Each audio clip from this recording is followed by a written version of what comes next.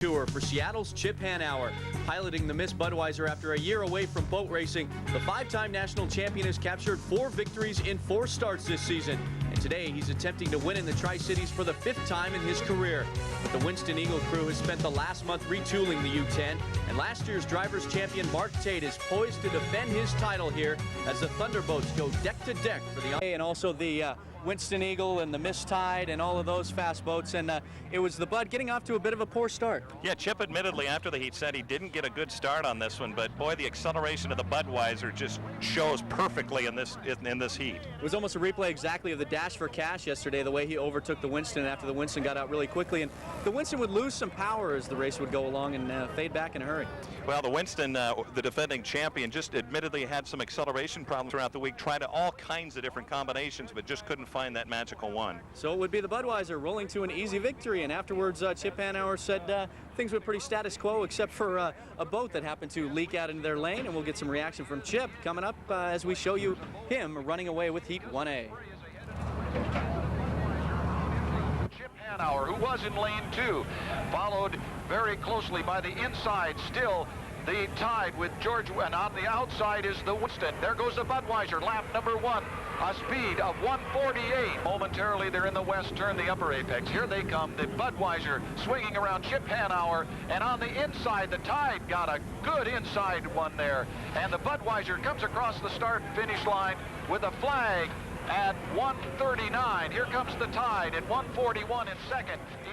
Okay, Chip, it looked a lot like the dash yesterday. Winston got out quick on you, and then you got him in the first turn.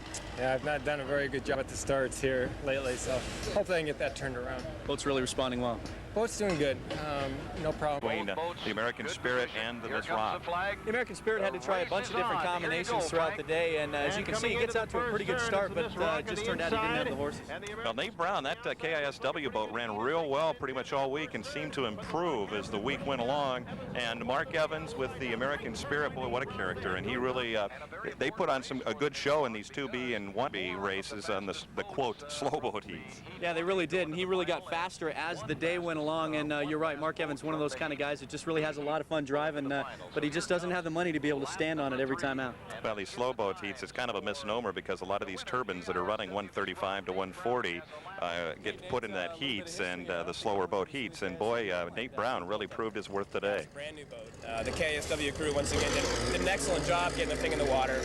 The boat ran really well the heat. You know, we had a few adjustments before that heat, and we went in the right direction, so we're kind of lucky, but I got a hand. Right, let's take you now to the Heat 2A here on the Columbia River early this afternoon before a nice, warm Columbia River crowd. Hot day today, and again, hot racing into turn number 1 that Chip Hanauer said after the race has become the roughest turn that they race all season long. Well, and one notable absence also in Heat 2A was the T+.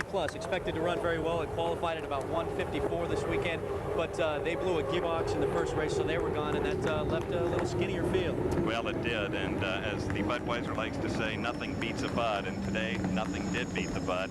And Chip Hanauer had a good race today, although the back problem did surface. That's right, it did, and but afterwards, Bernie pretty happy with the way things were going. That's Budweiser. Not pushing out the Winston a little bit, is he, out to the outside? Well, that's his race course. He's so far ahead of him that he can do anything he wants to do, and he wants to be sure to give Tive enough room. We don't want to give anybody any reason to think that he's not staying where he belongs, but when you're that far ahead, it's your race course.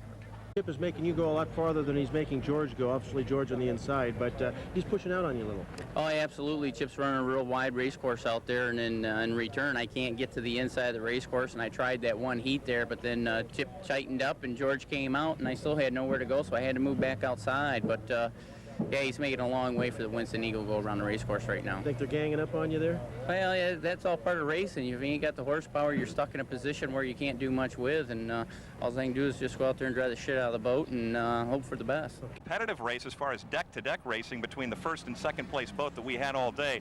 Great sight to see, and going into turn number 1 in Heat 2B between the American Spirit and the Miss Rock with Nate Brown at the helm. And 2B could stand for 2 boats because you see the Alberto getting out to start, but it would die. A lot of trouble with the piston engines today. Well, this has turned into a turbine sport, as we all know, Dan. You just don't hear the noise of these engines anymore. They're all going turbines the way to go, and it's one thing. It's generated a lot of people wondering if that's the future of the sport, given the availability of these engines. But whether they like it or not, turbines are here to stay, and they're dominating. You can see Nate Brown obviously running very well, pulling away from the American Spirit. The American Spirit running without a cowling, just an attempt to get some more horsepower. Well, Mark Evans, yeah, he's doing anything he can to get into it, and afterwards he said he liked racing deck to deck. Yeah, Mark, you couldn't quite catch him, but some good racing there. Yeah, it is, man. Oh, Nate Brown, the rock boat's really hauling. That's a whole different situation for the rock group. I'm happy for him. We're playing with our stuff a little bit still, and just plugging away. Tried a new situation without the cowling. Almost cost us, you know, because getting up on planes, tricky deal to do. So we just went for it, but he had some problems, as you'll see, and then the back problem started taking its toll on Chip Hanauer. Well, as they went into Heat 3, again, this water was pretty choppy, as you can see. The Budweiser doing a little dancing as it came out of turn number 4, but Chip Hanauer experienced a lot of pain. He aggravated a back injury, and if you can see, as he gets out of the boat, he looks a little bit woozy. He injured that boat, he injured the back yesterday, actually, in the dash for cash, and that really bugged him. He got a lot of treatment in between heats today. It's actually a lingering injury. He said he did it in Miami originally in the dash for cash yesterday. Just the rough water banged it around, and that hurt him. And Mark Tate tried to make a move on the first turn, tried to dip inside the Bud, got washed down, and that ended his heat. And here's Steve Woomer to talk about what happened.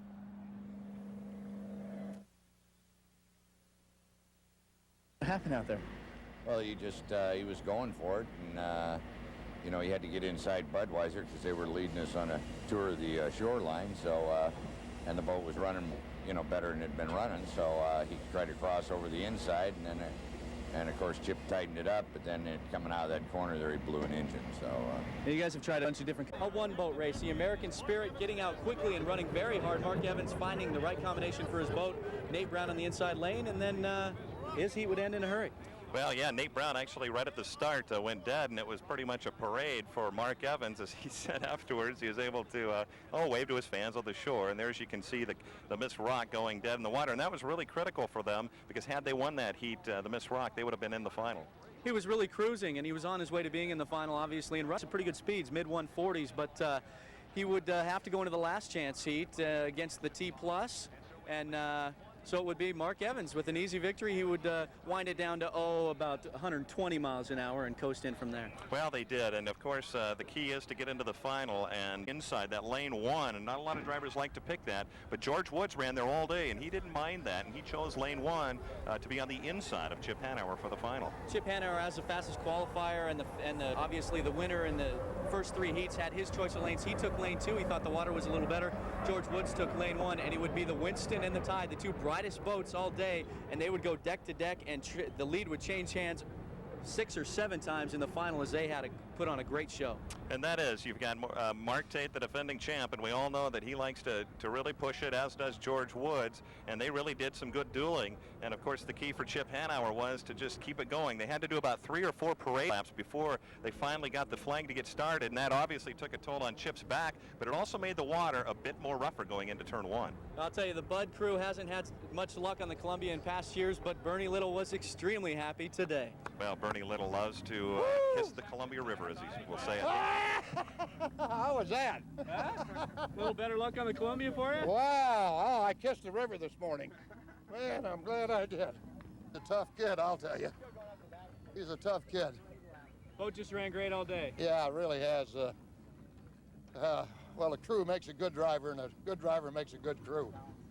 During the day that you didn't know if you could maybe get back in the boat, or was? Oh no, you know, it's funny. Sports has a way of somehow you feel the pain, but you're somewhat detached from it while you're doing it. It's kind of a neat feeling. You're kind of numb. You're aware of it, but it doesn't affect you until you get back up, and then you're quiet and you relax, and then you feel it. You've enjoyed some good success on this river, any more so than today, as far as a perfect weekend? No, I can't remember having a weekend like this where we were fast qualifiers, set records, won a money event on Saturday, and then swept all the events.